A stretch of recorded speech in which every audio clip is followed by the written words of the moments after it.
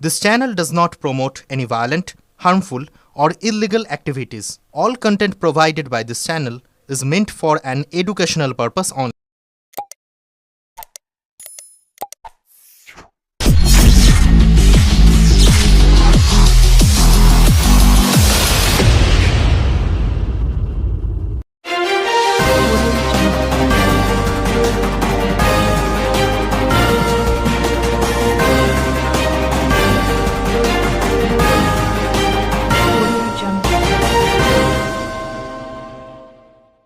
চুঁচুড়ায় মতুয়া সংঘাধিপতি মমতা বালা ঠাকুর বললেন, এসআইআর এ সবচেয়ে বেশি নাম যাদের বাদ যাবে মতুয়াদের, তাই ভয়ে আছে তারা। লড়াই ছাড়া কোনো পথ নেই। চুঁচুড়া রবীন্দ্রনগরের মতুয়া সংঘের বার্ষিক অনুষ্ঠানে আসেন রাজ্যসভার সাংসদ মমতা বালা ঠাকুর। তিনি বলেন, মতুয়ারা ভয়ে আছে। বিজেপি এক এক সময় এক এক রকম কথা বলছে। শান্তনু ঠাকুর বলছে, 50 লক্ষ যদি রোহিঙ্গা বাংলাদেশি বাদ যায় তাহলে 1 লক্ষ মতুয়া বাদ গেলে কিছু যায় আসে না। কোথায় সেই 50 লক্ষ রোহিঙ্গা? তাদের ভোট নিয়ে হয়রানি করা, আদেও কি তারা ভোট দিতে পারবে কিনা সেই একটাই সংশয়। নির্বাচন কমিশন আবার বলছে সিএএ এর তথ্য দিতে। 2019 থেকে কতজনকে মানুষকে তারা নাগরিকত্ব দিয়েছে। সুপ্রিম কোর্ট বলছে সিএএ তে আবেদন করলেই সে যে নাগরিকত্ব পাবে তা ভুল, তার তথ্য দিতে হবে। তথ্য দিয়ে আগে নাগরিকত্ব পাবে, তারপর ভোটাধিকার। এত ভাওতা, এত মিথ্যা প্রতিশ্রুতি দিয়ে এরা মানুষকে পাগল বানিয়ে দিচ্ছে। আমরা এর জন্যই বারবার গেছি, হাত জোর করে অনুরোধ করেছি যে আপনারা আধার কার্ডটা মাস্ট করুন। যারা মৃত এবং ভুয়ো ভোটার তাদের নাম বাদ যাক, কিন্তু যাদের ভোট 2002 থেকে 2024 পর্যন্ত নিল, সরকার তৈরি হলো, এখন তারা বলছে তারা বৈধ নয়। তাহলে তো সরকারই বৈধ নয়। তাহলে সরকার ফেলে দিক, এরপর এসআইআর হোক, নির্বাচন হোক। মানুষকে হয়রানির মধ্যে ফেলছে, আতঙ্কের মধ্যে ফেলে দিচ্ছে। মানুষ মারা যাচ্ছে, একটা পরিবার শেষ হয়ে যাচ্ছে একটা ভোটের জন্য। এর জবাব কে দেবে? নির্বাচন কমিশন দেবে? নরেন্দ্র মোদী, অমিত শাহ দেবে? সেদিন বনগাঁয় সুকান্ত মজুমদার এসে বলছেন একটা মতুয়ারও ভোট কাটবে না। আর মতুয়া ঘরের ছেলে শান্তনু বলছে 1 লক্ষ কেটে গেলেও কিছু যায় আসে না। শুভেন্দু অধিকারী বলছে মতুয়া নাম বাদ যাবে না। এই নাটক, মিথ্যা প্রতিশ্রুতি দিয়ে আর কত মানুষকে বিভ্রান্ত করবে? অভিষেক বন্দ্যোপাধ্যায়, মমতা বন্দ্যোপাধ্যায় যেটা বলছেন, একটা বৈধ নামও যদি কাটে তাহলে দিল্লির বুকে লড়াই হবে। একমাত্র লড়াই ছাড়া আর কোনো পথ নেই। সংঘবদ্ধভাবে লড়াই করতে হবে, আইন পরিবর্তন করতে হবে। দিল্লিতে এর আগে কৃষক আন্দোলন, 700 লোক মারা গিয়েছিল, কিন্তু মোদির কোমর ভেঙে দিয়েছে। আইন পরিবর্তন করতে বাধ্য হয়েছে। গুজরাটের আরাবল্লী নিয়ে যেটা হলো সবই আন্দোলনের ফলে হয়েছে। সেই জায়গায় যেতে হবে।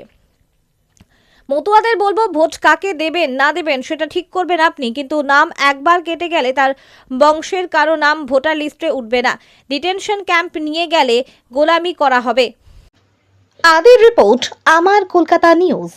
ধর্ম মহামেলা, এবং এই মেলায় প্রতি বছরে বাৎসরিক যে অনুষ্ঠান, সেই অনুষ্ঠানে আমি এর আগেও এসেছি। সত্যি গতবার আমি আসতে পারিনি, কেননা আমার স্ট্যান্ডিং কমিটির মিটিং ছিল। এত ব্যস্ততার মধ্যেও তখন আর আসতে পারিনি, কিন্তু আজকে সত্যি গর্বিত যে আমি গতকালকে আসতে পারলে খুব ভালো হতো।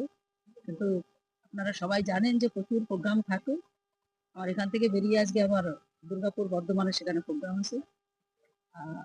যেখানেই হরিনাম হয় সেখানেই আমার ঠাকুরের দৃষ্টি পড়ে, দ্বাদশ পাগলের আশীর্বাদ হয়। আর মনে করি প্রতি বছরে শুধু এটা যে উৎসব মতুয়া ধর্ম, কিন্তু তার সঙ্গে মতুয়াদের যে উৎসব, সেই উৎসবে কিছু সামাজিক কাজ ওরা প্রতি বছরে করে।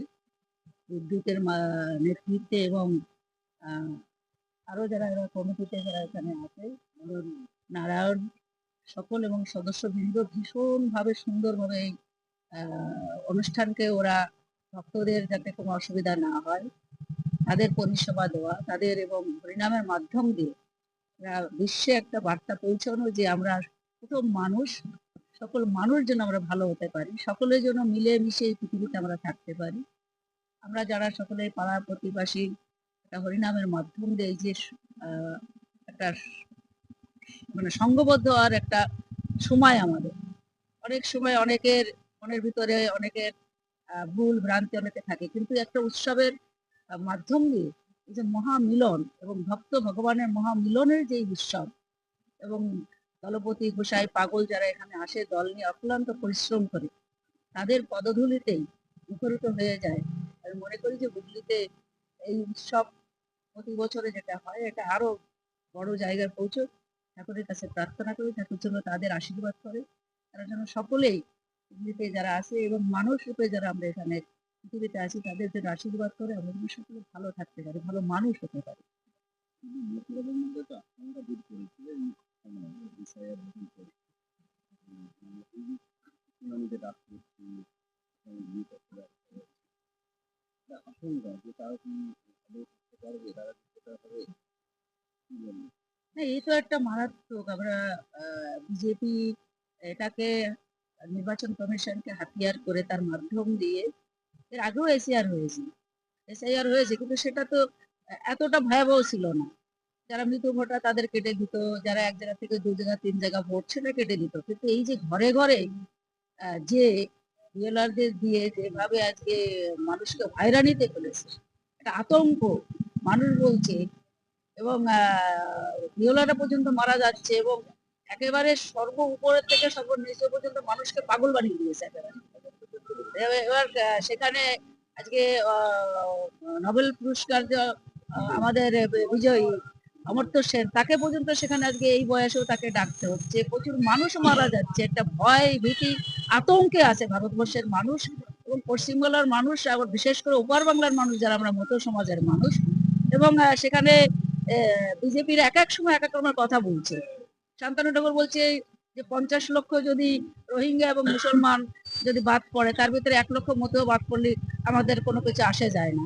তাহলে কোথায় সেই 50 লক্ষ লোক আমার 5,000 কি 500 লোকরে দেখে না মুসলমান বাদ পড়েছে কিনা, রোহিঙ্গা কত বাদ পড়েছে। এই যে মানুষের ভিতরে তাদের ভোট নিয়ে তাদের হয়রানি করা, আদৌ কি তারা ভোট দিতে পারবে কি না সে একটা সংশয়। দ্বিতীয় জিনিস হচ্ছে এসআইআর এর মাধ্যমে আবার এখন বলছে যে নির্বাচন কমিশন যে এসআইআর কে সেখানে সিএ তে একটা ই করছে ডকুমেন্ট, যে সিএ ডকুমেন্ট দিবে। তাহলে 2019 থেকে আজও পর্যন্ত কটা মানুষকে তারা নাগরিকত্ব দিয়েছে। সুপ্রিম কোর্ট বলছে যে সিএ তে অ্যাপ্লাই করলেই যে সে নাগরিকত্ব পাবে কি ভোট দিতে পারবে এটা ভুল কথা। তার ডকুমেন্টস দিতে হবে, মুখে মুখে বললে হবে না। আপনার ডকুমেন্ট প্লেস করতে হবে, তার ভিত্তিতে আগে নাগরিকত্ব হতে হবে, তারপর ভোটের অধিকার পাবে। এই যে এত ভাওতা এত মিথ্যে প্রতিশ্রুতি দিয়ে ভারতবর্ষের মানুষকে পশ্চিমবাংলার মানুষকে পাগল বানিয়ে দিয়েছে। তো সেখানে আমরা বলবো যে জনগণই শেষ কথা, এবং যাতে আমরা বারবার করে নির্বাচন কমিশন অভিষেক বন্দ্যোপাধ্যায় আমরা নিজেরাও গেছি সেখানে অনুরোধ করেছি, হাত জোর করে অনুরোধ করেছি যে আপনারা আধার কার্ডটা মাস্ট করে দিন। ভূতের ভোটার যেটা আছে সেটা কেটে যাক, আমাকে আপত্তি নাই, মৃত্যু যেটা সেটা কেটে যায়, কিন্তু যারা বৈধ ভোটার 2002 থেকে আর 2024 পর্যন্ত ভোটটা নিল, তাদের সরকার গঠন হলো তাদের ভোটে, এখন তারা বলছে বৈধ নয়। তো তাই সরকারই তো বৈধ নয়, আগে সরকার ফেলে দিক, তাহলে তাদের তারপরে সেটা সব জায়গায় এসআইআর হোক, তারা কারা ভোট দেবে তুই আবার নির্বাচন হোক। তাহলে এই যে মানুষকে হয়রানির ভিতরে তারা ফেলছে, আতঙ্কে মানুষ মারা যাচ্ছে, একটা ভোটের জন্য একটা ফ্যামিলি নষ্ট হয়ে যাচ্ছে, তাদের পরিবারটা নষ্ট হয়ে, জবাবটা কে দেবে? নির্বাচন কমিশন দেবে না নরেন্দ্র মোদী আর অমিত শাহ দেবে? এবার সুকান্ত সেদিনকে বনগাঁ এসে বলছে যে মতোদের কোনো ভয় পাওয়ার কোনো একটা মতোদের ভোট কাটবে না। একদিক দিয়ে মতোর ঘরের ছেলে সে বলছে যে 1 লক্ষ কেটে গেলে আমার কোনো কিছু আসে যায় না, আবার শুভেন্দু অধিকারী বলছে যে একটা মতোর ভোট কাটবে না। এই নাটক মিথ্যে প্রতিশ্রুতি দিয়ে এরা কত মানুষকে আর বিভ্রান্তি করবে, ওরা বুঝে নিচ্ছে না। না না না না, এটা বাস্তব কোনো হচ্ছে না। একটাই কথা, সেটা হচ্ছে অভিষেক বন্দ্যোপাধ্যায়, মাননীয় মুখ্যমন্ত্রী মমতা বন্দ্যোপাধ্যায় যেটা বলছে যে ডকুমেন্টস আমাদের রাখতে হবে। দ্বিতীয় জিনিস হচ্ছে যে লড়াইটা, যদি বৈধ ভোট একটাও কেটে যায় তাহলে দিল্লির বুকে লড়াই হবে, এটা বাস্তব। একমাত্র লড়াই ছাড়া কোনো কিছু করার উপায় নেই। এই লড়াইতে সকলের সঙ্গবদ্ধ হয়ে লড়াই করতে হবে, আইন পরিবর্তন করতে হবে। আপনারা দেখেন না গুজরাটে যে পাহাড় নিয়ে যেটা হলো, সুপ্রিম কোর্ট অর্ডার দিয়েছিল, আন্দোলনের ফলে সেটাকেই করলো। যেরকম কৃষক আন্দোলন 700 লোক মারা গেল, কিন্তু মোদির কোমর ভেঙে দিয়েছে, আইন পরিবর্তন করতে বাধ্য হয়েছে। সেই জায়গায় যেতে হবে। সকল মতুয়াদের বলবো যে একটাই, যে সংঘবদ্ধ হয়ে সে লড়াই করো, কাকে কি ভোট দেবে না দেবে পরের কথা, কিন্তু আমরা আগে সংঘবদ্ধ লড়াইটা করি। তার কারণ হচ্ছে আমরা এই দেশে একটা ভোট যদি কেটে যায় তার বংশানুক্রমে আর ভোটার হতে পারবে না। মা বাবা যদি লাগে ছেলে মেয়ের হবে না, ছেলে মেয়ের নাতিপুতির হবে না, তার কোনো বংশানুক্রমে আর হবে না। এদের সেই ডিটেনশন ক্যাম্পে ঢুকানোর এই পরিস্থিতি করছে। যে ডিটেনশন ক্যাম্পেরও গোলামে পরিণত করবে, সেই মনোবাদী সংবিধান এটা চালু করবে। ছিল তারাই বলছে, কখনো বলছে যে 1.5 কোটি পড়বে, এই করবে। তবে যেখানে যেখানে যে বুথগুলো হচ্ছে তাতে আমাদের মতদের সব থেকে বেশি ক্ষতি হচ্ছে। অন্য সম্প্রদায়ের মানুষের কাগজপত্র সব আছে। হ্যাঁ, প্রথমে সেটা নেই তো। একটা দেশ ভাগ হয়ে চলে এসছে যখন, তারা কি নিয়ে এসছে? খালি হাতেই তো চলে এসছে। আর আমি যখন চলে এসেছি, কে জানি যে আবার এই ভারতবর্ষ থেকে আবার চলে যেতে হবে। বহু কষ্টে তারা আজকে সব ডকুমেন্টস দিয়ে আজকে নির্বাচন কমিশনের থেকে তারা আজকে ভোটের অধিকার পেয়েছে। সেই নির্বাচন কমিশন ভোট নিল অত ধরে, এখন বলছে যে না 24-এ কেন করেনি? 24-এ তো করতে পারতো। দিল্লিতে ভোট হলো তখন করেনি, মহারাষ্ট্রে ভোট হলো তখন করেনি, হরিয়ানায় করেনি। তার মানে বিহারের থেকে শুরু করেছে বাংলা, বাংলা ধরবে, তারা ভাবছে যে বাংলা পুরো ক্ষমতা আমরা নিয়ে নেবো এইভাবে করে।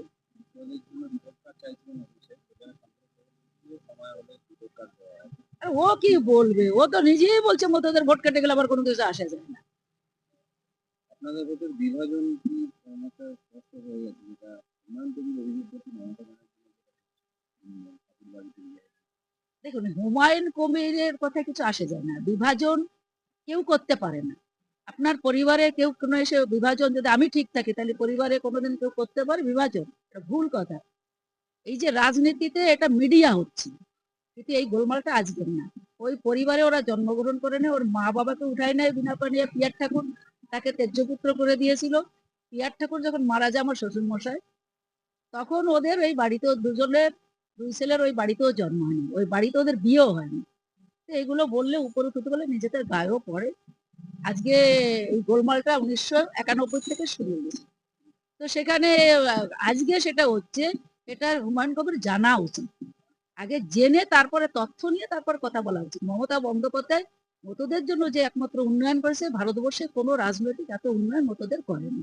মতুয়ারা তো বিশ্বাস করেছিল বিজেপিকে, যে নাগরিকত্ব দেবে। হ্যাঁ, তাদের একটা সব মতরে যে বিশ্বাস করছে এটা ভুল কথা। কিছু লোক বিশ্বাস করেছিল, বিশেষ করে তো সিপিএম এর লোকগুলো টোটালটাই শিফট হয়ে গেছিল বিজেপিতে। এবার কিছু লোক বিশ্বাস করেছিল, তার কারণ হচ্ছে তারা বলেছিল নিঃশর্ত নাগরিকত্ব দেবে।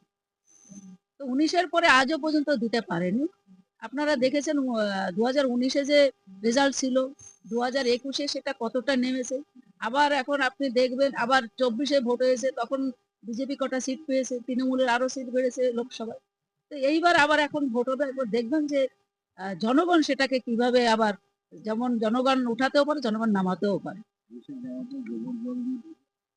এটা তো তার এর সঙ্গে আমি তো বলেই দিয়েছি আগে, কালকেই পরশুদিন তো বলেই দিয়েছি যে কখনো তার নীতি, যে নীতি নিয়ে ও বসবাস করে, যে নীতি ওর মনের ভিতরে, যেটা তার বাইরে তো আসতে পারে না।